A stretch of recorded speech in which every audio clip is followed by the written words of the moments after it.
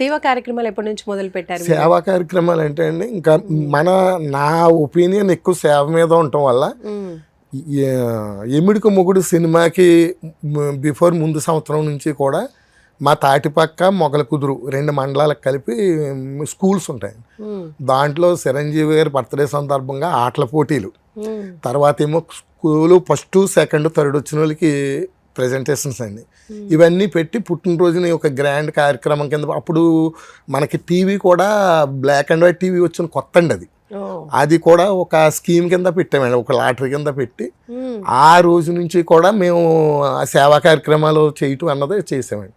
ఇంకా అలాగా ఇంకా ఎక్కడైనా ఏదైనా ఒక ఇన్సిడెంట్ జరిగిందంటే అక్కడికి మేము వెళ్ళటం, దానికి మేము చేయగలిగింది ఆ స్థాయిలో మేము చేయగలిగింది చేయటం అన్నది మా ఏరియాలో 5 మండలాల్లోనూ కూడా అందరూ కోఆపరేషన్ అలా ఉంటుందండి.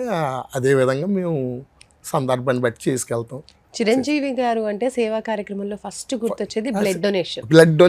స్టార్ట్ చేశారు. అవునండి, అవును. కాబట్టి ఈ బ్లడ్ డొనేషన్ మీ ఏరియాస్ లో ఏ విధంగా ఉండేది, మీరు ఎలా చేసేవాళ్ళు? చిరంజీవి గారు 2018లో ఈ బ్లడ్ బ్యాంక్, ఐ బ్యాంక్ పెడతండి. మేము 2000లో 1/4/2000 సంవత్సరం స్టార్ట్ చేసామండి. ఫస్ట్ డొనేషన్ రుద్ర శ్రీనివాస్ అని అతను. రెండోది నేను 12/6/2000లో నాది ఓ పాజిటివ్ అండి. అప్పుడు బ్లడ్ ఆయనది ఓ పాజిటివే. అక్కడి నుంచి మా బ్లడ్ డొనేషన్ అన్నది మా ఏరియాలో మొదలైందండి.